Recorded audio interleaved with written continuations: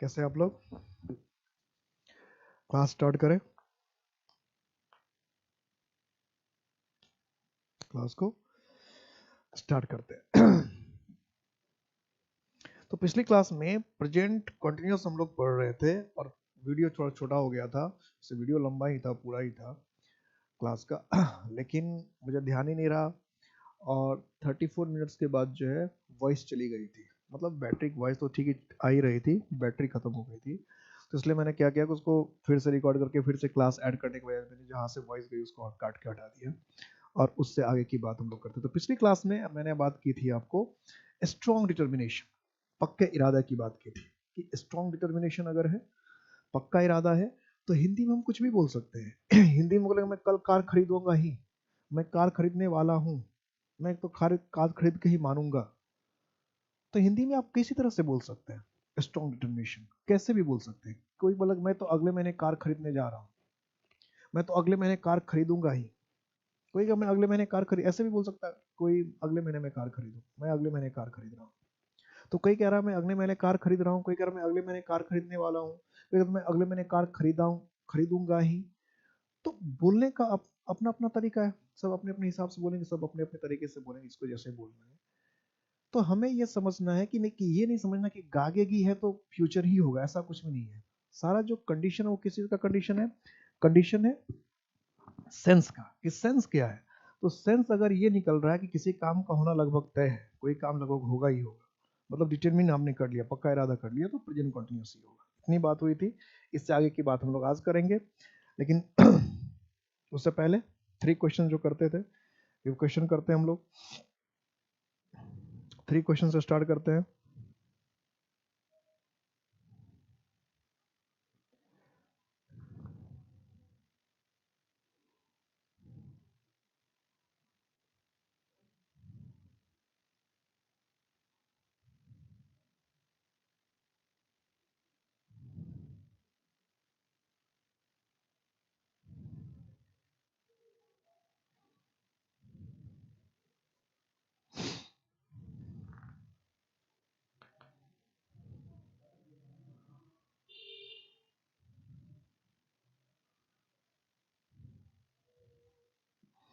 लिखिए, क्वेश्चन लिखिए।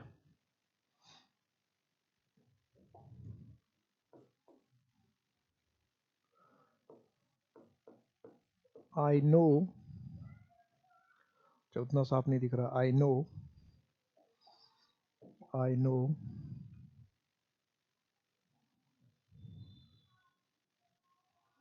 क्वेश्चन किधर चला गया भाई, किधर?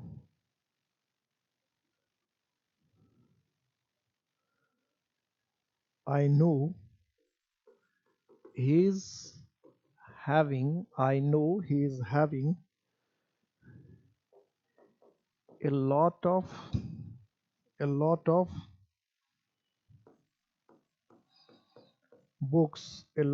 books on how to how to improve English.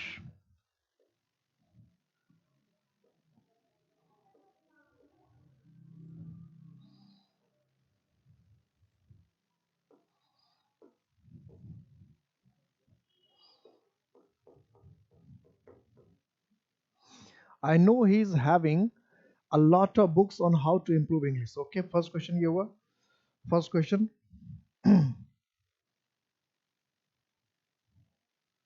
Next, second question.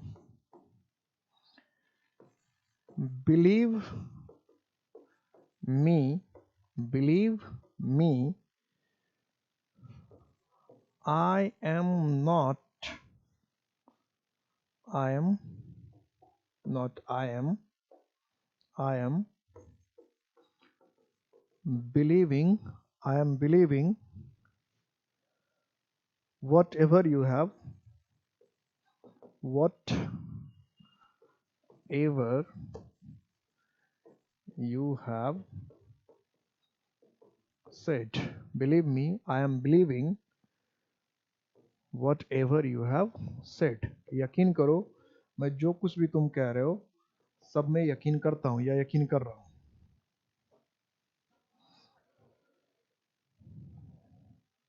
तीसरा क्वेश्चन है, we are living for Mumbai today. We are living for Mumbai, we सिर्फ एक पार्ट में था, आर लिविंग बी पार्ट में है, for Mumbai today C part में, और कोई गलती नहीं है तो नो है। Three questions.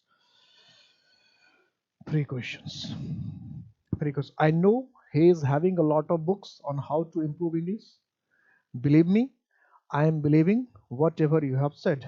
Believe me, I am believing whatever you have said. Believe me, I am believing whatever you have said. जो कुछ भी तुमने कहा मुझे यकीन। सब क्वेश्चन बनाइए, ध्यान से बनाइए। तो फर्स्ट में क्या, I know he is having a lot of books on how to improve English, कि मुझे अब जानता हूं, मुझे पता है कि उसके पास इंग्लिश सुधारने के लिए ढेर सारी बुक है। तो पोसेशन रिलेशन की बात हो रही है, तो पोसेशन रिलेशन की अगर बात हो रही है, पोसेशन रिलेशन की बात हो रही है, तो पोसेशन रिलेशन को हम लोग किस में बताते हैं, प्रेजेंट इंडेफिनिट में। ये तो इज हैविंग क्यों लिख रहा है भाई, इज हैविंग नहीं होना चाहिए, यहां पर क्या होना चाहिए था, हैज। ये ना कि पोसेशन रिलेशन बताने के लिए हैव हैज प्लस नाउन, तो he has a lot of books, he has, he के साथ हैज होगा तो he has a lot of books. Believe me, I am believing whatever you have said, यकीन करो, मुझे हर उस बात पे यकीन है जो तुम कह रहे हो, जो तुम भी कुछ कह रहे हो उस पर मैं यकीन करता हूँ। यही तो कहना चाह रहे हैं, यही कहना चाह रहे हैं। तो जब आप जो कुछ वो कह रहा है उस पर आप यकीन करते हैं, यानी जो कुछ भी वो कहता है उस पर आप यकीन करते हैं, जो कुछ वो कहता है उस पर आप, यही तो आश्वासन दे रहे कि भाई जो तुम जो कहते हो उस पर तो मुझे यकीन है। इसका मतलब जो वो कुछ कहता है उस पर आपको यकीन रहता है, ये तो परमानेंट एक्शन हो गया ना। तो फिर आप इसको बिलीविंग क्यों, आई बिलीव, आप उसको ये कहिए कि भाई तुम जो कुछ भी बोलते हो ना मैं उसका यकीन करता हूँ, तुम जो कुछ भी बोलते हो मैं उसका यकीन करता हूँ, मैं उसका भरोसा करता हूँ, मुझे लगता है कि तुम ठीक कह रहे हो। तो जो सामने वाला अगर कुछ कह रहा है उस पर आपको यकीन है, उस पर भरोसा है, सामने वाला कुछ कह रहा है और सामने वाले के कहे हुए पर आपको यकीन है, भरोसा है, तो आप क्या इस्तेमाल करेंगे, बिलीव वॉट एवर। उसके बाद कहते हैं we are living for Mumbai today, we are living for Mumbai today, कि हम लोग आज मुंबई के लिए निकल रहे हैं, वी आर लिविंग। तो ये क्या हो जाता है कि अब इसमें कुछ लोगों ने क्या कर रखा है, कुछ लोग यहाँ फोर को हटा दिया, सी में एरर कर रखा है कि we are living Mumbai today. देखो ये फोर रहने से सिर्फ मीनिंग बदल जाता है, एरर कुछ नहीं होता है। अगर हम लिखते हैं we are living for Mumbai today, तो इसका मतलब हम आज मुंबई के लिए निकल रहे हैं, यानी आप कहीं और से रवाना हो रहे हैं और आपको जाना मुंबई है, कहीं और से रवाना हो रहे हैं और आपको जाना मुंबई है। कहीं और से रवाना होकर अगर आपको मुंबई जाना है तो आप लिखेंगे we are living for Mumbai today. क्या लिखेंगे, we are living for Mumbai today, we are living for Mumbai today, we are living for Mumbai today. Clear है, we are living for Mumbai today, कि हम लोग मुंबई के लिए जा रहे हैं। तो अगर और फोर हटा देते हैं, तो फोर हटा दें इसका मतलब we are living Mumbai today. तो we are living Mumbai today का मतलब क्या है कि हम मुंबई से आज निकल रहे हैं, यानी मुंबई छोड़कर कहीं और जा रहे हैं। तो फोर हटा देने से कोई फर्क नहीं पड़ता। अगर आप लिविंग फॉर मुंबई लिख रहे हैं इसका मतलब आप किसी और जगह से मुंबई जा रहे हैं, जैसे दिल्ली से मुंबई जा रहे हैं तो आप कहेंगे I am living for Mumbai, और मुंबई छोड़कर कहीं और जा रहे हैं, मुंबई छोड़कर कहीं और जा रहे हैं तो आप कहेंगे लिविंग मुंबई। इसलिए गलती इसमें एक्चुअली नो एरर है ही नहीं, कि आप जिस तरह सेंटेंस बता रहा है उससे पता चल रहा है कि आपने डिटर्मिनेशन कर रहे हैं, आपका पक्का इरादा कर लिया, आपने तैयारी कर ली और निकल भी रहे। आप तैयारी करके आप निकल भी रहे, जाने के एकदम जाने जाने को हो गए, ठीक है, बस एकदम पक्का कह रहे हैं, फर्म कह रहे हैं। तो जब जाने की बात एकदम पक्का कर रहे हैं, फर्म कर रहे हैं कि एकदम जाएंगे जाएंगे, तैयारी की आपकी लगभग हो गई, तो प्रेजेंट कंटिन्यूस होना चाहिए, है ना। अब आते हैं रूल पे।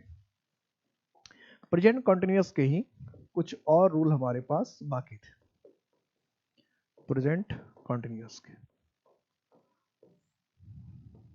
प्रेजेंट कंटिन्यूस, ठीक है, प्रेजेंट कंटिन्यूस। तो प्रेजेंट कंटिन्यूस में अब क्या करना है, प्रेजेंट कंटिन्यूस में कि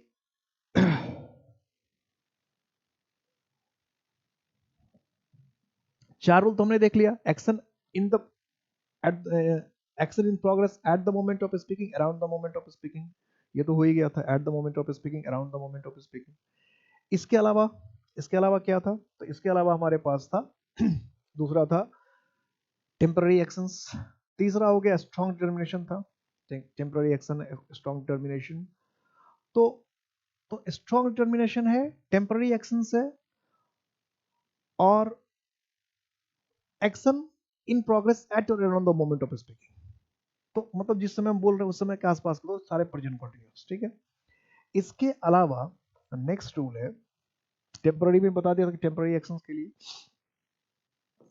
कि टाइम एंड प्लेस फिक्स्ड, कि टाइम और प्लेस अगर हमने फिक्स कर लिया, टाइम और प्लेस अगर किसी काम के लिए फिक्स कर लिया, किसी एक्शन के लिए फिक्स कर लिया है, टाइम और प्लेस दोनों, टाइम भी फिक्स कर लिया और प्लेस भी फिक्स कर लिया, टाइम भी फिक्स और प्लेस भी फिक्स।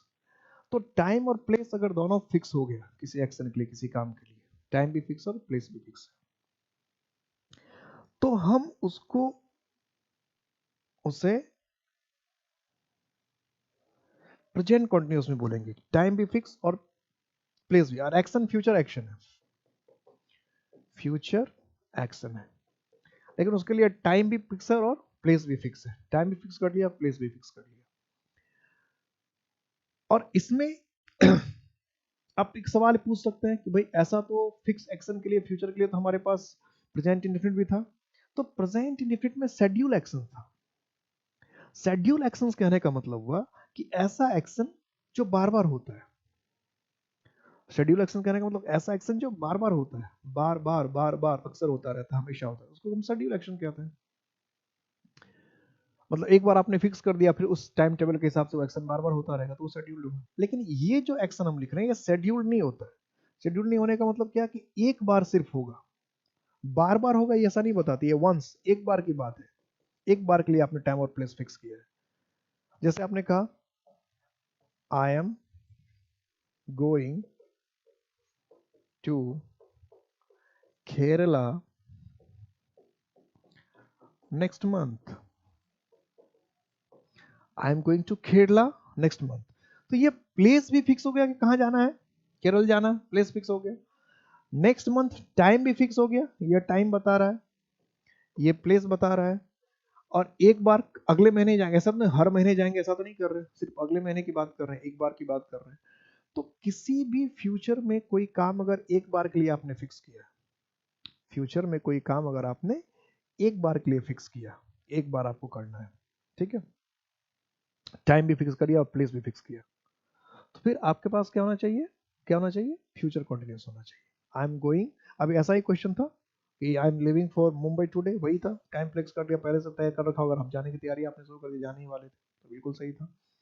तो ये क्वेश्चन बार बार आता है। टाइम और प्लेस आपने लिखा कि मैं अगले साल परीक्षा दूंगा दिल्ली में, तो अगर आपने पहले से सोच रखा है, प्लान कर रखा है, सारी व्यवस्था कर रखी है, एग्जाम वगैरह कर रखा था, आप बिल्कुल लिखिए, कोई इसमें आपको मना नहीं कर रहा है। तो टाइम भी आपने फिक्स कर रखा है, प्लेस भी आपने फिक्स कर रखा है, तो आप प्रेजेंट कंटिन्यूअस आराम से बोल सकते हो, और एक बार के लिए कोई घटना घटने वाली है फ्यूचर में, और उसके लिए आपने टाइम से, यानी पूरी तैयारी आपने कर रखी है, पूरा टाइम आपने फिक्स कर रखा, पूरा प्लेस आपने फिक्स कर रखा, तो कोई कोई मना ही नहीं है, आप आराम से प्रेजेंट कंटिन्यूअस का इस्तेमाल कीजिए। ये थी कहानी प्रेजेंट कंटिन्यूअस की। अब आते हैं हम लोग इसके स्ट्रक्चर पे, बनावट। प्रेजेंट कंटिन्यूअस की खासियत, प्रेजेंट इंडेफिनिट और पास्ट इंडेफिनिट के बाद हर एक टेंस की ये खासियत है कि आपको रूल भी कम है और एक ही स्ट्रक्चर है। प्रेजेंट में तो 6 स्ट्रक्चर्स है, फ्यूचर या किसी दूसरे टेंस में आप फिर कोई आपको इतने स्ट्रक्चर नहीं मिलेंगे या नहीं मिलते हैं। तो अब हमें थोड़ा स्ट्रक्चर पे काम करना है। तो अभी जो हम लोग स्ट्रक्चर लिखेंगे वो किसका लिखेंगे, एफर्मेटिव सेंटेंस का। एफर्मेटिव कहने का मतलब क्या हुआ कि इसका होना क्या है, तय है, या जिसको हम स्वीकार करते हैं, मानते हैं। एफर्म करने को तो स्वीकार, एक्सेप्ट, किसी चीज को एक्सेप्ट कर रहे हैं, स्वीकार कर रहे हैं, एक स्टेटमेंट है, ठीक है, एफर्मेटिव। ये एफर्मेटिव, किसी को स्वीकार करना, मानना, एक्सेप्ट करना। जैसे हम कहते हैं, इसका स्ट्रक्चर क्या है, सब्जेक्ट है, एमिजार है, वर्ब प्लस आईएनजी है। वर्ब प्लस आईएनजी को हम लोग बेसिकली क्या कहते हैं, V4 कहते हैं, और उसके बाद क्या आ जाता है, ऑब्जेक्ट। यही है कहानी। जैसे लिखा हमने, I am working hard, I am working hard कि मैं कड़ी मेहनत कर रहा हूं। आई एम वर्किंग हार्ड कि मैं कड़ी मेहनत कर रहा हूं। I am working hard. I am working hard, मैं कड़ी मेहनत कर रहा हूं। तो ठीक है, ये अफर्मेटिव सेंटेंस हुआ। अब इसी का हमें बनाना है नेगेटिव सेंटेंस। इसी का क्या बनाना है? Negative sentence. तो नेगेटिव के लिए क्या करेंगे हम लोग? सब्जेक्ट लेंगे, सब्जेक्ट के साथ एमिजार का इस्तेमाल करेंगे, एमिजार के साथ हम नॉट का इस्तेमाल करेंगे, V4, उसके बाद जो ऑब्जेक्ट होगा वो ले आएंगे, ऑब्जेक्ट। तो नेगेटिव बन गया। ठीक है, क्योंकि नेगेटिव बनाने के लिए आपको पता है कि बिना हेल्पिंग वर्ब का तो नेगेटिव बन ही नहीं सकता। हेल्पिंग वर्ब तो आपको चाहिए चाहिए। नेगेटिव सेंटेंस बनाना तो आपको हेल्पिंग वर्ब चाहिए चाहिए। नेगेटिव सेंटेंस बनाना तो हेल्पिंग वर्ब चाहिए ही चाहिए। जैसे हमने कहा आई एम नॉट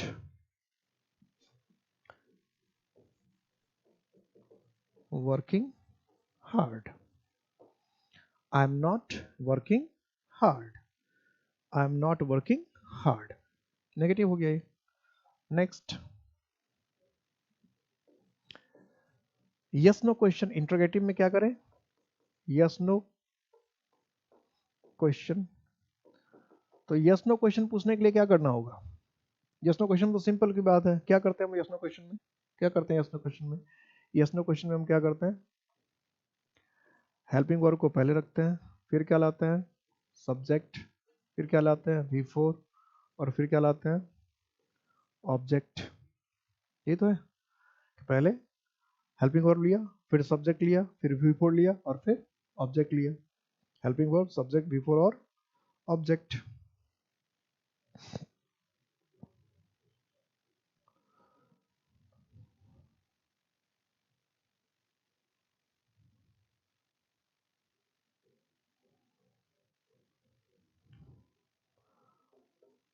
और mark of interrogation, mark of interrogation.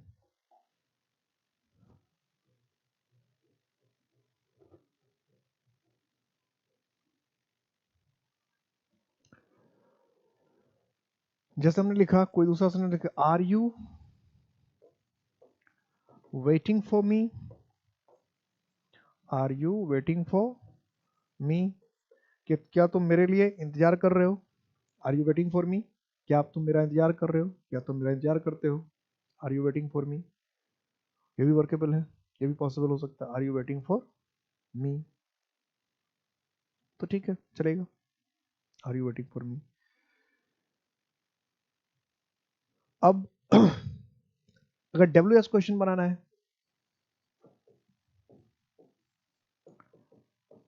WH question बनाना है, WH क्वेश्चन। तो अगर हम WH क्वेश्चन बनाना चाहते हैं तो WH क्वेश्चन के लिए WH वर्ड पहले हो जाएगा। WH वर्ड के बाद क्या होगा? Helping verb. WH वर्ड पहले, उसके बाद हेल्पिंग वर्ब, फिर क्या होना है? सब्जेक्ट, फिर क्या होना है? V4, फिर क्या होना है? ऑब्जेक्ट, और फिर उसके बाद क्या होना है? Mark of interrogation. Mark of interrogation.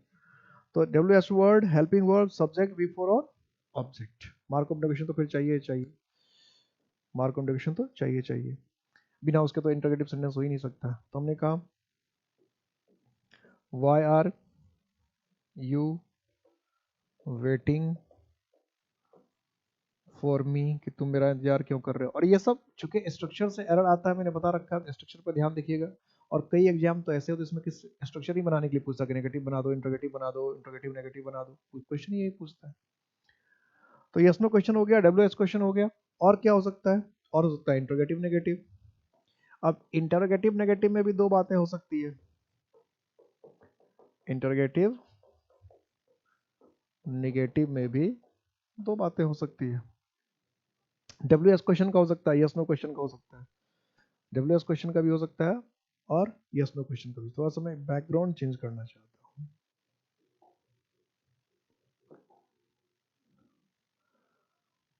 ये कैसा रहेगा? इंटरोगेटिव नेगेटिव सिर्फ दिख रहा है क्या?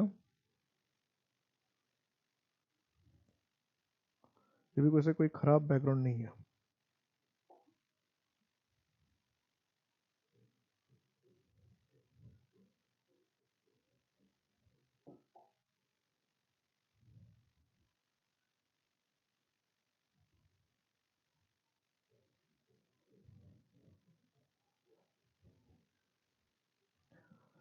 ओके, चलिए इसी पे चलते हैं जो पुराना था।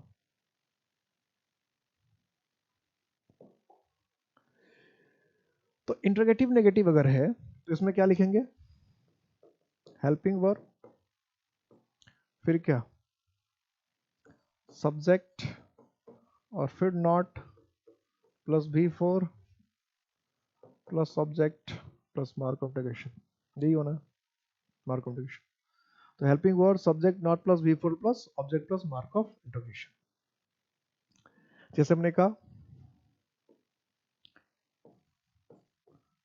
Are you not waiting for me, हो गया। और अगर आपको नॉट पहले ला देंगे तो ये तो गलत हो जाएगा, या फिर अगर आपको पहले लाना ही है तो क्या बता रखा कि शॉर्ट फॉर्म में लाएं, आर करके लाएंगे शॉर्ट फॉर्म में। ये नहीं कि नॉट को पहले कर दिया और सही हो जाएगा, are not you waiting for me, तो एकदम गलत हो जाएगा कि आप नॉट को सब्जेक्ट के पहले नहीं ला सकते। और लाना ही है तो आप क्या करें, आर को आर कर दें, मतलब आर के साथ मिक्स कर दें, इज को एजेंट कर दें। लेकिन आप ये सोचेंगे कि नॉट को हम सेपरेटली सब्जेक्ट के पहले रख दें, तो नॉट को सेपरेटली सब्जेक्ट के पहले रखना बिल्कुल अलाउड नहीं है। नॉट को आप सेपरेटली सब्जेक्ट के पहले नहीं रख सकते अगर आप इंटरोगेटिव क्वेश्चन बना रहे हैं, तो एकदम ये दिमाग में बिठा देना, और इससे एग्जाम में एरर आएगा, ध्यान रखना इसको। ठीक है, आगे की बात करते हैं। इसी में अगर WS क्वेश्चन का नेगेटिव होता, WS क्वेश्चन का भी तो हो सकता है इंटरोगेटिव नेगेटिव। तो WS क्वेश्चन का अगर इंटरोगेटिव नेगेटिव करना है, इंटरोगेटिव नेगेटिव, तो सिंपल सी वही बात है कि WS वर्ड को पहले लिखिए,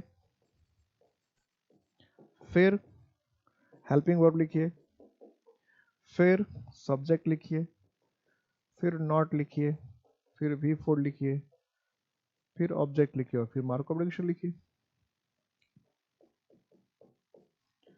Why are you not playing cricket? और mark of negation, Why are you not playing cricket? कि तुम क्रिकेट क्यों नहीं खेल रहे हो? Why are you not playing cricket? कि तुम क्रिकेट क्यों नहीं खेल रहे हो? Why are you not playing cricket? कि तुम, तो हो गया, इंटरोगेटिव नेगेटिव हो गया। ये भी अपनी जगह सही है, ऐसा भी कर सकते। तो ये सारे स्ट्रक्चर थे प्रेजेंट कॉन्टिन्यूअस के। स्ट्रक्चर पे पूरा ध्यान रखना है, बेहतर ढंग से समझना है, बेटर ढंग से ध्यान रखना है। अब तीसरा, फ्यूचर कॉन्टिन्यूस, प्रेजेंट कॉन्टिन्यूअस से कम एरर आता है, प्रेजेंट इंडिफिनिट से बहुत एरर आता है, प्रेजेंट परफेक्ट से बहुत एरर आता है, पास्ट परफेक्ट से बहुत एरर आता है। ये सब टॉपिक्स है एरर के, इस पर ध्यान रखिएगा। यानी टेंस सारे हैं तो सारे इंपॉर्टेंट हैं। प्रेजेंट परफेक्ट फिर छोटा है, लेकिन प्रेजेंट परफेक्ट से एरर बहुत पूछता है, तो प्रेजेंट परफेक्ट को थोड़ा ध्यान से समझिएगा। प्रेजेंट परफेक्ट हिंदी में जो अभी तक आपने समझा है, चुका है, चुकी है, चुके हैं, तो प्रेजेंट परफेक्ट है। सारा समस्या यही का है। पहले मैं जो बता रहा हूं इसको ढंग से समझिएगा कि हिंदी के जो हमारे सेंटेंसेस हैं उसके आधार पर डिसाइड कर पाना, उसका स्ट्रक्चर पर खास करके, कि ये प्रेजेंट परफेक्ट है कि नहीं है, ये बहुत दिक्कत है, बहुत दिक्कत है। क्योंकि नॉर्मली ये लोग कहते हैं कि चुका है, चुकी है, चुके हैं, तो हम लोग प्रेजेंट परफेक्ट लिखते हैं। लेकिन कभी आपने सोचा है कि आप कब कहते हैं चुका है, चुकी है? जैसे आपने खाना खा लिया तो मैं खा चुका हूं, तो आप मैं खा चुका हूं कब कहते हैं और मैं खा चुका कब कहते हैं, कभी ध्यान दिया है? या मैंने खा लिया है कब कहते हैं और मैंने खा लिया कब कहते हैं, कभी ध्यान? क्योंकि जब है लिखा रहता है चुका के साथ, तो आपने बचपन में ये पढ़ा है कि वो प्रेजेंट परफेक्ट है अगर, और चुका के साथ अगर है नहीं है तो पास्ट इंडिफिनिट। यही लोग बेसिकली पढ़ के आते हैं, यही लोग दिमाग में रहता है कि चुका है तो प्रेजेंट परफेक्ट है, और चुका है नहीं, बस चुका है, खा चुका, पढ़ चुका, तो जब ये पास्ट में चला जाएगा, और चुका था, चुकी थी, तो पास्ट परफेक्ट में चला जाएगा। यही दिक्कत होती है। अब पहले पहले हिंदी ही समझ लो, अब हिंदी ही मुझे बता दो कि आप मैं खा चुका हूं और मैं खा चुका में क्या डिफरेंस? आपको क्या लगता है? आप कब बोलते हो मैं खा चुका हूँ, कब बोलते हो मैं खा चुका? जब मैं ऑफलाइन में बोलता हूँ तो ये सारे बच्चे जो जवाब देते हैं वो जवाब मैं सुना रहा हूँ। कुछ लोग ये कहते हैं कि मैं खा चुका हूँ तब बोलते जब थोड़ा देर पहले खा लिया। जैसे ही ये लो होता है तब तो दूसरा बोलते ना ना सर, अभी अगर तुरंत जो खाए ना तब बोलते हैं मैं खा चुका हूँ। इसी तरह से अगर कोई बोलता सर खा चुका जो है ना अभी अभी अभी अभी खा के उठे तो मैं कहता मैं खा चुका, तब तो दूसरा बोलता है ना ना ना सर, खा चुका तो तब बोलते हैं जब बहुत पहले खा। मतलब जो एक चीज बोलता है वही दूसरा अपोज कर देता है। यही होता है। आपके दिमाग में भी यही चार बातें आई होंगी, तो एक आप बोलेंगे दूसरा खारिज कर देगा। यही होता है। आप कुछ बोलेंगे यही दो बातें बोलना चाहते हैं। इसका मतलब मैं खा चुका हूं और मैं खा चुका अब कब बोलते हैं ये आपको पता ही नहीं है। ये तो मैंने अब पूछ दिया तो आप लगे उसको क्लियर करने के लिए। नॉर्मल लाइफ में, डे टू डे लाइफ में आप कभी भी कुछ बोल के निकल जाते हैं। जैसे एक छोटा सा एग्जाम्पल मैं देता हूँ कि जैसे मैंने अभी अपना खाना खाया है, अभी खाना खाया, ठीक, और मैंने अपनी मम्मी से खाना मांग लिया, फिर से मांग लिया दोबारा, या फिर अपनी माँ दोबारा मांग लिया, तो मम्मी झल्ला भी जाएगी, कहेगी पागल हो गया कि अभी तो खाए थे। ऐसे बोलेगी अभी तो खाए थे, अभी किसने खाया था? तो क्या उसको पास में बना दे? वो आपको खाना देने के लिए तैयार नहीं है। क्यों तैयार नहीं है? क्योंकि अभी आपने खाया है, तो उसको लगेगा दिमाग खराब हो गया, इसका 15 मिनट पहले खाया, 10 मिनट पहले का, फिर से खाना मांग रहा है। हो जाएगा ना। और कहेगी क्या अभी तो खाए थे, अभी किसने खाया था, अभी तो ठूसे थे इतना। तुम्हारे बाप को और तुमको तो कोई काम ही नहीं है, बैठ के बस खाते रहो खाते रहो, और एक मैं बेचारी फंस गई, सबको खाना बना के खिलाते रहो, यही काम बचा है, और तो कुछ काम ही नहीं जिंदगी हमारा, जिंदगी तो इसी में हमारी बर्बाद हो गई। मम्मी का ये नॉर्मल कंप्लेन रहता है।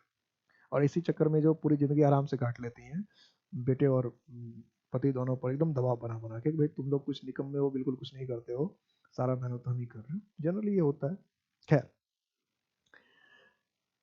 आपके साथ भी ये घटना होने वाली है। अगर आपकी मम्मी नहीं कर रही तो आपकी पत्नी तो यही करने वाली है। खैर, जो खुद पत्नी ही होंगी वो तो समझ ही रहेंगे उनको क्या करना है, फ्यूचर उनको समझ में ही आता है, पहले से पता होता। खैर, हल्की बात थी, सीरियसली नहीं लेना है। शरीफ कोई नहीं है, ऐसा कुछ नहीं कि महिलाएं तो सब शरीफ ही होंगे और पुरुष है तो बदमाश ही होंगे, ऐसा कुछ नहीं होता है। हाँ, लेकिन पॉलिटिक्स में बहुत मजा आता है तो भाई जब भी बोलो तो महिलाओं के लिए अच्छी अच्छी बात बोलो, है तो लोग समझे बहुत अच्छा आदमी है। ऐसा नहीं, सच्चाई कड़वी है। महिलाएं भी बहुत ज्यादा बुरी होती हैं, कई जगह है ऐसा। पुरुष भी बुरे होते हैं, महिलाएं भी बहुत अच्छी होती है, और पुरुष भी कई बहुत अच्छे होते हैं। हमें इसमें जाना नहीं है। Perfect, present perfect. हाँ, समझने की बात क्या हो रही थी? समझने की बात ये हो रही थी कि अभी ये तुरंत आपने खाया तो आपकी मम्मी ने कह दिया अभी तो खाए थे। या ये भी कह सकते अभी तो खाए हो, अभी किसने खाया था, अभी किसने खाया है। तो कुछ भी कहते, इसका मतलब कोई फिक्स रूल ही नहीं है। तुमने खा तो लिया। अब बोलो इसमें से कोई सेंटेंस बोल के निकल सकती, अभी तो तुमने खाया था, अभी तुमने खा लिया, तुम तो खा चुके हो, कुछ भी बोल देगी ना। और फिर आप तो ये तो नहीं कहते मम्मी मम्मी मम्मी रुक जाओ, टेंस गलत है। तुमने ये कैसे कह दिया तुमने अभी खा लिया था? तुमने ये कैसे कह दिया तुम खा चुके हो? तुमने ये कैसे कह दिया तुमने खा लिया? मम्मी तो कुछ भी बोल के निकल जाएगी। अब क्या क्या मम्मी हूं मैं, कुछ भी बोल सकती हूँ।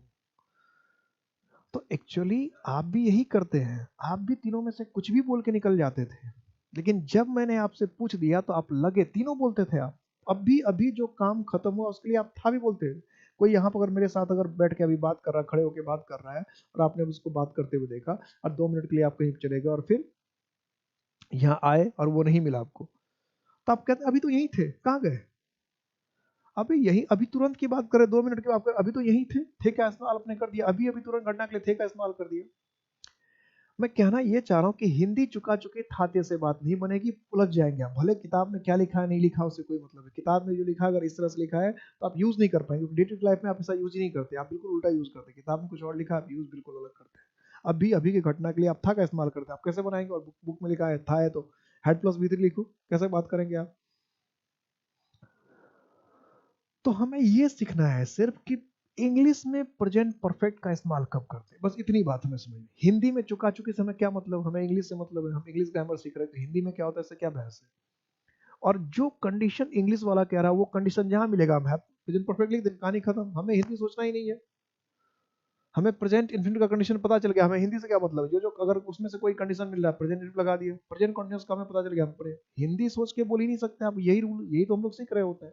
सारे टेंस में हम तो यही सीख रहे हैं। कि हमें हिंदी के सेंटेंसेस से नहीं मतलब, हमें देखना है कि कंडीशन कौन सा है, उसके हिसाब से टेंस लगाना है, कहानी खत्म है। हिंदी में क्या होगा उससे में क्या बहस है। स्ट्रॉन्ग डिटर्मिनेशन है प्रेजेंट कॉन्टिन्यूअस बोलेंगे, टेम्पररी एक्शन है प्रेजेंट कॉन्टिन्यूअस बोलेंगे, प्रेजेंट इन परमानेंट एक्शन है प्रेजेंट इंडेफिनिट बोलेंगे, वॉलंटरी एक्शन है, ये मेंटल एक्शन है प्रेजेंट इंडेफिनिट बोलेंगे, कहानी खत्म है। हमें दूसरे चीज से कोई मतलब ही नहीं है, दूसरे से हमें मतलब नहीं है। अब हिंदी में रहा रही चुका चुकी का जमाना नहीं है, अब पहले भी नहीं था। तो प्रेजेंट परफेक्ट का जो इस्तेमाल होता है वो सिंपली ये कहता है कि एक्शन कंप्लीटेड, कि काम क्या हो चुका है, पूरा काम हो चुका है पूरा, और इफेक्ट कंटिन्यूस, कि काम हो गया पूरा लेकिन इफेक्ट अभी चल ही रहा है, काम पूरा लेकिन इफेक्ट चल ही रहा है। तो काम पूरा तो पास्ट इंडेफिनिट में भी होता है, काम पूरा पास्ट इंडेफिनिट में भी होता है, पास्ट इंडेफिनिट में भी काम पूरा हो जाता है, होता यही कहानी होती है पास्ट इंडेफिनिट का भी, कि पास्ट इंडेफिनिट में भी काम पूरा हो चुका है और प्रेजेंट परफेक्ट में भी काम पूरा हो चुका है। फिर डिफरेंस क्या है, तो डिफरेंस है इफेक्ट का, कि काम खत्म होने के बाद अगर प्रभाव चल ही रहा है, इसका मतलब अगर हाथ टूट गया 2 महीने पहले भी और हाथ में दर्द अभी भी है या प्लास्टर अभी भी लगा, तो ये प्रेजेंट परफेक्ट होगा। खाना हमने खा लिया और पेट हमारा भरा हुआ, भूख हमें नहीं लग रही है, खाना हमने खा लिया, भूख हमें नहीं लग रही, पेट हमारा भरा हुआ है, तो जब तक पेट हमारा भरा हुआ है, जब तक पेट हमारा भरा हुआ है, जब तक हम खाना नहीं खा रहे हैं, जब तक हम ये कहते हैं मैंने खाना खा लिया, और खाना खा लिया कहने का मतलब ये है कि मैं अब खाना नहीं खाऊंगा, मकसद ये है कि मैं खाना अब नहीं खाऊंगा, मकसद ये है कि मैंने खाना खा लिया, इसका मतलब मैं खाना अब नहीं खाऊंगा। तो ये क्या होगा, प्रेजेंट परफेक्ट में, क्योंकि आप ये कहना चाहते हैं काम तो खत्म हो गया लेकिन उसका इफेक्ट चल रहा है, काम तो खत्म हो गया लेकिन उसका इफेक्ट चल ही रहा है, काम खत्म हो गया लेकिन उसका इफेक्ट चल ही रहा है। तो जब हम यही बताना चाह रहे हैं कि काम खत्म हो गया लेकिन उसका इफेक्ट चल रहा है, तो हम उसे किस में लिखते हैं, किस में लिखेंगे, प्रेजेंट प्रेजेंट परफेक्ट, किस में लिखेंगे, प्रेजेंट परफेक्ट। क्लियर हो गया, प्रेजेंट परफेक्ट। एक्शन कंप्लीट और इफेक्ट कंटिन्यूस, एक्शन खत्म और इफेक्ट चल रहा है, एक्शन खत्म इफेक्ट चल रहा है, एक्शन खत्म और इफेक्ट चल रहा है, एक्शन कंप्लीटेड इफेक्ट कंटिन्यूस। तो अगर हमने कहा कि आई हैव ईटन, तो आई हैव ईटन या टेकन माई लंच, तो इसका मतलब ये हुआ कि मैंने अपना लंच खा लिया है, अपना लंच ले लिया है, अब मुझे और लंच या खाने की जरूरत नहीं है। I have eaten my lunch, इसका मतलब यही है मैंने अपना खाना खा लिया है, अब मुझे अगर कोई पूछेगा खाना खाओगे, खाना तो I have eaten, I have taken my lunch, इसका मतलब मैंने खा लिया, अब मुझे नहीं खाना है। ठीक है, अगर हम कह रहे हैं आई हैव वॉश्ड माई कार, तो इसका मतलब कार आपने साफ किया और कार अभी भी धुली हुई, अगर गंदी हो गई तो फिर नहीं कहेंगे I have washed my car. मान लो कि अभी तुरंत आपने कार धो दिया और तुरंत फिर गंदी दिख रहा है, तो ये नहीं कहेंगे I have washed my car. अगर I have washed my car कह रहे हैं, इसका मतलब कार आपने साफ किया और कार एकदम धुली हुई दिख, किसी ने पूछा और कार तो बहुत चमचम है, yes I have washed my car. ठीक है, तो अगर आपने कार को धोया और कार आपके सामने अभी भी साफ सुथरी दिख रही है, कार को आपने धोया और कार अभी भी आपके सामने साफ सुथरी दिख रही है, अभी भी साफ, तब कहते हैं आई हैव वॉश्ड माई कार। ठीक है, कि कार को आपने साफ किया, कार अभी भी साफ सुथरी दिख रही है, तब हम लिखते हैं आई हैव वॉश्ड माई कार। समझ में आ गई बात, क्लियर है। हाँ। ये नहीं कार गंदी हो गई फिर कह रहे हैं वॉश्ड, फिर अगर कार गंदी हो गई तो चाहिए पास्ट इंडेफिनिट में, क्योंकि गंदी हो गई ना, अब सामने इफेक्ट नहीं दिख रहा है ना, साफ करने का इफेक्ट ही नहीं, गंदा दिख रहा है। तो इसका मतलब हुआ कि कार साफ करने के बाद जब तक कार साफ दिख रही है तब तक हम कहेंगे I have washed my car, I have washed my car, I have, चाहे 2 घंटे की बात कर रहे हैं, चाहे 4 घंटे की बात कर रहे हैं, चाहे 6 घंटे के बाद, 6 घंटे के बाद भी कार एकदम साफ सुथरी दिख रही है, I have washed my car, 8 घंटे के बाद भी एकदम साफ सुथरा दिखा, आई हैव वॉश्ड माय कार। ठीक है, खाने के 4 घंटे के बाद भी आपको भूख नहीं लगी तो आई हैव ईटन। ठीक है, ये समझना है काम खत्म हो गया, इफेक्ट जब तक चल रहा है, जब तक चल रहा है, जब तक चल रहा है, प्रेजेंट परफेक्ट। अब यहाँ जो क्वेश्चन पूछता है जरा उस पे आइए। कभी कभी क्या होता है कि सेंटेंस ऐसे लगता है कि मैंने उसे कल देखा, I have seen him yesterday, I have seen him yesterday, I saw him yesterday। यहाँ जरा अभी अभी कंक्लूजन पे मत निकलिएगा, I had seen him yesterday, अभी कूदना नहीं है, अभी अभी मैं, अभी राज पूरा नहीं हुआ। अब ये जो सेंटेंस है, कल मैंने उसे देखा है, या मैंने उसे देखा है कल, मैंने उसे देखा है कल, ये जो इसका मीनिंग है, ये सेंटेंस इसका मीनिंग है मैंने कल उसे देखा। और ये जो सेंटेंस है, मैंने कल उसे देखा था। समझिए बात को, कि किसी ने हिंदी में कहा कि कल मैंने उसे देखा है, कल मैं उससे मिला हूं, कल मैंने उसे देखा है, कल मैं उससे मिला हूं, कल मैं उससे मिल चुका हूं, कल मैं उसे देख चुका हूं। ये हिंदी में बोला कि कल मैं उससे मिला हूं, कल मैं उसे देख चुका हूं, कल मेरी उससे बात हुई है, कल मैं उससे मिला हूं। अगर ये कह रहा है तो ये sentence I have seen him yesterday, कल मैं उससे मिला, कल मैंने उसे देखा, कल मैं उससे मिला, कल मैं उसे देखा, तो आई सॉ हिम यस्टरडे। कल मैं उससे मिला था, कल मैंने उसे देखा था, तो I had seen him yesterday. क्योंकि हिंदी में स्ट्रक्चर तो यही, मैं अभी आपको थोड़ी देर पहले कहा, हिंदी में तो आपने ये देखा था कि था है तो हैड से बनाओ, चुका है तो आपने हैव एज प्लस V3 से बनाओ, और चुका नहीं है सिर्फ मैंने उसे देखा, मैं उससे मिला, तो पास्ट टेंस में बना दो। अब ये सेंटेंस तीनों अगर हिंदी के हिसाब से देखें तो हमें बिल्कुल सही लग रहा है, जैसा हिंदी है वैसा बना रहे। देखो इसमें कल मैंने उसे देखा है तो I have seen him yesterday, कल मैंने उसे देखा तो हैव नहीं लगा, आई सॉ हिम यस्टरडे, कल मैंने उसे देखा था, I had seen him yesterday. अब क्या करें, इसमें सही कौन है, which one is correct, which one is correct, it is a big problem. अब ये चीज समस्या होती है, यही बात होती रहती है। तो और ऐसा जब हिंदी में सेंटेंस होता है, हिंदी का हम इंग्लिश फोटोकॉपी बना देते हैं, बिल्कुल सही, जैसा हिंदी चाहिए उसका एकदम फोटोकॉपी चाहिए इंग्लिश में। तो हिंदी का जब इंग्लिश में आप फोटोकॉपी बनाते हैं तो ऐसे ही बात फंस जाती है। इसमें बता दूं कि ये सेंटेंस भी गलत है, ये सेंटेंस भी गलत है, सिर्फ ये सही है। चाहे हिंदी में क्या बोल रहे हैं, कल मैंने उसे देखा तो भी होगा आई सॉ हिम यस्टरडे, कल मैंने उसे देखा तो भी है, कल मैंने उसे देखा था, सबकी इंग्लिश यही है। ध्यान दीजिए मैं क्या कह रहा हूं, कि चाहे हिंदी में आपने कहा मैंने कल उसे देखा था, तो भी उसकी इंग्लिश होगी आई सॉ हिम यस्टरडे। चाहे आप ये कह रहे कि मैंने कल उसे देखा, तो भी उसकी इंग्लिश होगी आई सॉ हिम यस्टरडे। कह रहे अब मैंने कल उसे देखा, यानी था है तो भी यही होगा, और कल मैंने उसे देखा है तो इसकी भी इंग्लिश यही होगी। अब सवाल उठता है कि ये क्यों गलत है, इसमें क्या खराबी है, ये क्यों गलत है। हिंदी तो हम कह रहे हैं, यही कह रहे हैं कि मैंने उसे कल देखा था, तो देखा था तो हमें तो यही लिखना चाहिए, फिर ये गलत क्यों है। आई हैड सीन हिम होना, क्योंकि हिंदी तो कह रहा है कि मैंने उसे कल देखा था। तो सबसे पहले तो आप सवाल सामने वाले से पूछेंगे कि भैया पहले मुझे ये बताओ कि कल मैंने उसे देखा है, कल मैंने उसे देखा, और कल मैंने उसे देखा था, तीनों में डिफरेंस क्या है। हिंदी में बता दो पहले कि ये जो तुम तीन अलग अलग तरह के सेंटेंस बोल रहे हो एक ही बात के लिए, कल मैंने उसे देखा, कल मैंने उसे देखा था, कल मैंने उसे देखा, ये तीन सेंटेंस जो बोल रहे हो, तीनों का मतलब क्या है, बोलना क्यों चाह रहे हो, तीन अलग अलग सेंटेंस क्यों बोलना चाह रहे हो, पहले ये क्लियर कर दो कि तीन अलग अलग सेंटेंस क्यों बोलना चाह रहे हो। कोई तो लॉजिक होगा, कोई तो कारण होगा, कोई तो बात होगी, क्यों बोलना चाह रहे हो। तो सामने वाला चुप हो जाएगा, फिर तीन अलग अलग सेंटेंस बोले तो कोई तो डिफरेंस बताओ कि कल मैंने उसे देखा था, कल मैंने उसे देखा है, और कल मैंने उसे देखा है, तीनों की मीनिंग में क्या डिफरेंस है।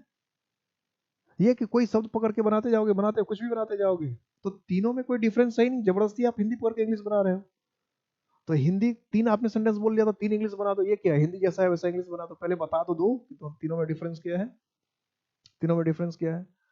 तो इंग्लिश जाए हिंदी जाए चूल्हे में, इंग्लिश क्या आता है, इंग्लिश का रूल क्या आता है, नेक्स्ट रूल क्या आता है कि the present perfect tense, the present perfect tense should not be used with a past time denoting word. The present perfect tense should not be used with a past time denoting word.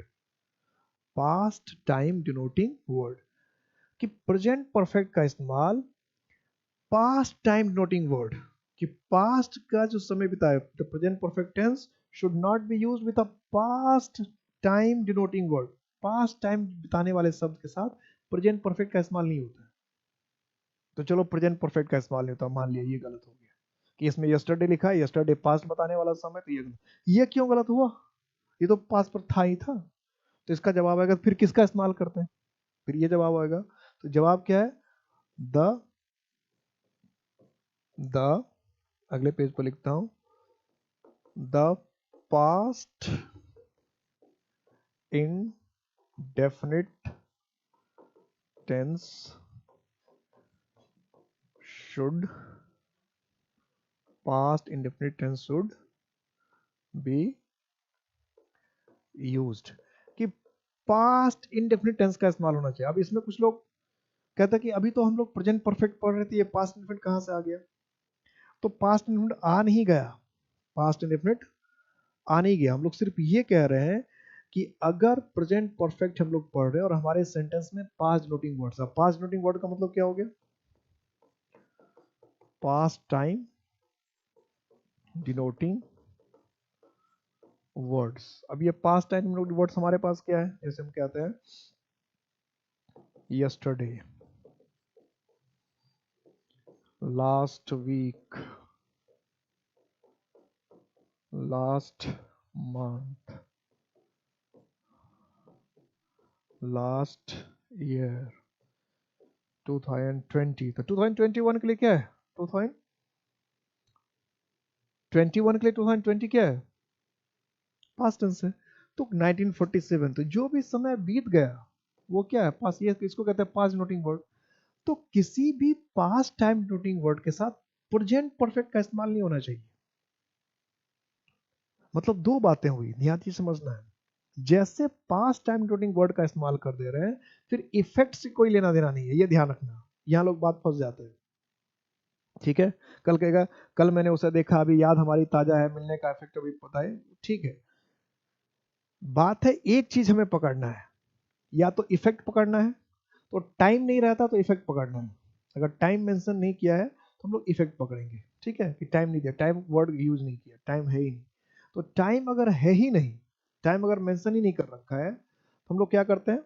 Time अगर use नहीं कर रखा, time बता ही नहीं रखा, तो हम किधर जाएंगे? इफेक्ट में जाएंगे। फिर प्रभाव है कि नहीं, लेकिन अब टाइम बता दिया तो फिर इफेक्ट चाहिए। यानी एक चीज पकड़ना है, या तो टाइम या दोनों चीज नहीं पकड़ना है। और ये देखना सेंटेंस में आकी है, अगर दोनों है तो फिर टाइम के हिसाब से चलेंगे। अगर मान लो प्रभाव की बात कर रहा है टाइम के पास, तो फिर टाइम को इंपॉर्टेंस हो जाएगा। टाइम डिनोटिंग वर्ड आ गया तो फिर टाइम में इंपॉर्टेंट है। इफेक्ट को हम लोग तब कंसिडर करते हैं जब सेंटेंस में टाइम डिनोटिंग वर्ड यूज नहीं किया है। साफ साफ समझ रहे हो मैं क्या कह रहा हूँ?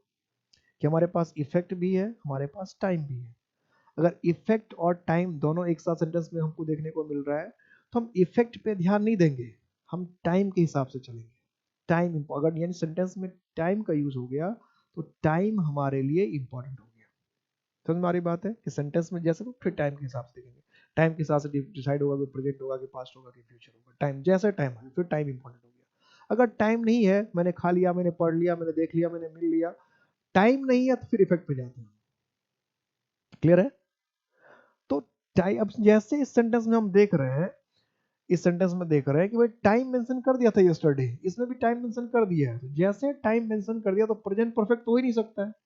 और फिर रूल क्या कह रहा है कि पास्ट इंडिफिनिट का इस्तेमाल होना चाहिए। ये पास्ट इंडिफिनिट है नहीं, ये पास्ट परफेक्ट है, इसलिए ये नहीं होगा। ये पास्ट इंडिफिनिट नहीं है, ये पास्ट परफेक्ट है, इसलिए ये गलत हो रहा है। अगर ये पास्ट इंडिफिनिट होता तो सही हो जाता। तो ये पास्ट इंडिफिनिट है ही नहीं, ये क्या है? पास्ट परफेक्ट हो गया है।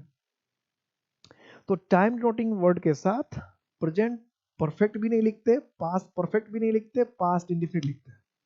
और ये बार बार क्वेश्चन पूछेगा, बार बार क्वेश्चन पूछेगा, पूछता ही रहता है, खूब क्वेश्चन पूछता है। इस तरह क्वेश्चन तो कोई ऐसा एग्जाम ही नहीं है जिसमें ये क्वेश्चन ना आया हो। ध्यान रखिएगा। तो एकदम दिमाग में बिठा देना कि बीता हुआ समय अगर कोई दे रखा है, बीता हुआ टाइम अगर दे रखा है, तो हम पास्ट इंडेफिनिट में चलते हैं। पास्ट परफेक्ट भले हम कह रहे हैं कि हमने कहा कल मैं उससे मिला था, हमने कहा पिछले महीने आया था, पिछले महीने आया था वह, या वह पिछले महीने आया था। तो हम क्या लिखेंगे? ही केम लास्ट मंथ या द प्रीवियस मंथ। ठीक है, तो भी यही रहेगा। हम ये लिखते हैं वह पिछले महीने आया है, तो भी लिखेंगे ही केम, मतलब कुछ भी लिखें, लिखना यही है ही केम लास्ट मंथ। और यह लिखा हुआ पिछले महीने आया, तो भी लिखेंगे ही केम लास्ट मंथ। ठीक है, हमें कोई फर्क नहीं पड़ रहा है कि हमने आया था लिखा है कि आया है लिखा कि आया लिखा। और पहले आप यही डिसाइड करते कि आया था तो हेड लिख देते थे, आया है तो प्रेजेंट परफेक्ट लिख देते थे, कुछ नहीं। हम सिर्फ देख लें इंग्लिश क्या दिख रहा है कि लास्ट मंथ, कि लास्ट मंथ अगर लिख रखा है, लास्ट मंथ अगर लिख रखा है, लास्ट मंथ की बात अगर कर दिया है, यानी बीता हुआ टाइम की अगर बात कर दी है, बीते हुए टाइम की अगर बात कर दिया है, तो बीते हुए अगर टाइम की बात कर दिया तो हमें सिर्फ और सिर्फ पास्ट इंडेफिनिट ही लिखना है और किसी की बात ही नहीं करनी है। तो आपको अक्सर क्या करेगा कि अगर ऐसा सेंटेंस भी देगा तो भी एरर करके आना है कि वो पिछले महीने आया था, यानी कि आपको सिंपली क्या करेगा कि बीता हुआ टाइम देकर एरर पहचानने का मैं आपको तरीका बता रहा हूं कि कैसे ढूंढेंगे टेंस का। कि ये नहीं कि हैड प्लस वी थ्री है तो ठीक ही होगा, ध्यान रखिएगा मैं क्या कह रहा हूँ कि हैड प्लस वी थ्री होगा तो ठीक ही होगा, have has plus we three होगा तो ठीक ही होगा, ये सब दिमाग में नहीं रखना है। तो हालांकि have has plus we three लिख दिया तो एकदम सेंटेंस ठीक ही होगा। अब देखिए कि have has plus we three लिखा है लेकिन उसमें ऐसा कोई वर्ड है जो बीते हुए समय को बता रहा था, आपका सेंटेंस गलत हो गया। Have has plus we three कैसे, ये नहीं कि बचपन से जो पढ़ के रखे कि हैड प्लस वी थ्री मतलब सही, have has plus we three मतलब सही, एम ई आर प्लस आई मतलब सही, प्रेजेंट कंटिन्यूअस हो गया, वाज वर्ड प्लस आई तो सही भाई पास्ट कंटिन्यूअस हो गया। ऐसा कुछ नहीं, आपको कंडीशन देखना पड़ेगा। तो पता चला इधर हैव एज प्लस थ्री देख रहा है, आगे में पास्ट टाइम दे रखा है, गलत हो गया। हैड प्लस वी देख रहा है और आगे में बीता हुआ टाइम लिखा है, हैड प्लस वी थ्री और बीता हुआ टाइम, और खुश हो गए, अरे ये तो बीता हुआ टाइम भी है, हैड प्लस वी थ्री, वो तो चला गया था, वो परसों चला गया था, खुश हो रहे, एकदम खुश हो रहे, एक गलत हो गया। तो बीते हुए समय के साथ पास्ट इंडेफिनिट, बीते हुए समय के साथ पास्ट, ना तो प्रेजेंट परफेक्ट ना ही पास्ट, दोनों को मना कर रहा हूं मैं। और एग्जाम में यही करेगा आपको कि बीते हुए समय पास्ट इंडेफिनिट ही नहीं देगा, प्रेजेंट परफेक्ट भी दे देगा और पास्ट परफेक्ट। देखिए ध्यान रखना, मैं अभी से बता रहा हूँ। और जब मैं 3 क्वेश्चन पूछता हूँ तो इसमें तो आपको आएगा ही, क्वेश्चन मिलेगा, तो इसलिए अभी अभी से तैयार रहिएगा। कैसा ही क्वेश्चन आपको आने वाला है प्रेजेंट परफेक्ट वाला, कि आपको प्रेजेंट परफेक्ट में लिखा रहेगा और बीता हुआ टाइम दिया रहेगा, आपको पास्ट परफेक्ट में लिखा रहेगा, बीता हुआ टाइम दिया रहेगा। मतलब एक पास्ट इंडेफिनिट के अलावा सारी बात कर देगा, बीता हुआ टाइम कर दे देगा और प्रेजेंट परफेक्ट भी दे देगा, past past perfect, past indefinite से भगा देगा। तो आपको संभल के रहना है, आपको संभल के रहना। ये रूल बहुत छोटा सा लगता है सामान्य सा, लेकिन सारा एरर इसी पे बनता है। इसलिए मैंने आपको शुरू में ही कहा था कि ये बहुत छोटा सा है, कि प्रेजेंट परफेक्ट बहुत लंबा नहीं है। तो यह प्रेजेंट इंडेफिनिट के बाद जितने भी टेंसेस हैं जितने भी टेंसेस हैं वो कोई भी बहुत ज्यादा लंबा नहीं है कोई भी ज्यादा लंबा नहीं है, लेकिन सब में जो है एरर पूछने का बहुत स्कोप है। सब में कहने का मतलब 12 के 12 में तो नहीं है, लेकिन present indefinite, present perfect, present perfect continuous, past indefinite, past perfect, ये तो टेंस ऐसे, और पास्ट परफेक्ट कंटिन्यूअस, ये इस टेंस से तो सबसे ज्यादा क्वेश्चन, यानी ये जो प्रेजेंट और पास्ट वाले हैं 8 टेंसेस, इसमें 7 टेंसेस ऐसे हैं जिससे खूब क्वेश्चन पूछता है, या मैक्सिमम का कि मैक्सिमम जो टेंस का क्वेश्चन होता है वो आपको प्रेजेंट और पास्ट, फ्यूचर से भी होता है, लेकिन कंपैरेटिवली प्रेजेंट और पास्ट की तुलना में करेंगे तो फ्यूचर से तो एरर बहुत कम बनता है। कंपैरेटिव की बात नहीं कर रहा हूं मैं, ये नहीं कर रहा कि बनता ही नहीं। अब ये खत्म नहीं हुआ प्रेजेंट परफेक्ट, ये मत समझिएगा कि अब मैं कर रहा हूँ बहुत छोटा सा टेस्ट है तो खत्म, इतना भी छोटा नहीं कि अब खत्म हो गया। अभी इसमें बहुत सारी चीजें पढ़नी हमको बाकी है। इसमें जैसे अभी हम लोग पढ़ेंगे कि भाई फोर सिंस का इस्तेमाल कैसे होता है, क्योंकि और कुछ लोग तो यही समझते हैं कि प्रेजेंट परफेक्ट में तो फोर सिंस का इस्तेमाल हो ही नहीं सकता। बहुत लोगों के दिमाग में तो ये सब बात चलती रहती है कि प्रेजेंट परफेक्ट में तो फोर सिंस का इस्तेमाल हो नहीं सकता है। तो ये फोर सिंस का इस्तेमाल अभी हमें देखना बहुत, और एक दो बातें इसमें और बहुत इंपॉर्टेंट है जो क्लास के साथ ही मैं बताऊंगा, क्योंकि अगर मैं अभी बताऊंगा तो अभी आपको राज ही खुल जाएगा, तो उससे काफी क्वेश्चन पूछता है। और कल तो नेक्स्ट क्लास में तो मैं इसी बात से शुरू ही करूंगा कि पहले फोर जो बात मैं बता रहा हूँ उससे मैं क्वेश्चन पूछूंगा, कि बहुत उससे कई बार क्वेश्चन पूछता है, और वो ऐसी चीज है जो सामने में एरर रहने के बाद भी स्टूडेंट को पता ही नहीं चलता कि क्या गलती हो गई, एकदम नहीं पता चलता। तो उसकी बात करेंगे हम लोग नेक्स्ट क्लास में बात करेंगे। तो और कुछ लोग तो ये पता रहता है, ये भी मैं बता दूं, कुछ स्टूडेंट ये समझते हैं कि प्रेजेंट परफेक्ट में तो फोर सीन्स का इस्तेमाल होता ही नहीं है। कुछ के दिमाग में ऐसा रहता है कि भाई फोर और सीन्स का इस्तेमाल तो सिर्फ प्रेजेंट परफेक्ट कंटिन्यूअस में ही हो सकता है। तो अगर इस तरह के दिमाग में अगर ख्याल है कि फोर और सिंस का इस्तेमाल सिर्फ प्रेजेंट परफेक्ट कंटिन्यूअस में होता है, तो इस सदमे से भी बाहर हो जाइए। फोर और सिंस का इस्तेमाल सिर्फ प्रेजेंट परफेक्ट कंटिन्यूअस में ही नहीं होता है, और जगह भी पॉसिबल है, सिर्फ प्रेजेंट परफेक्ट कंटिन्यूअस में ही होता है। इस तरह की बात अगर दिमाग में, तो उससे बाहर निकल जाइए। प्रेजेंट परफेक्ट कंटिन्यूअस के अलावा भी बातें होती है। नेक्स्ट क्लास में इसको हम लोग डिस्कस करेंगे।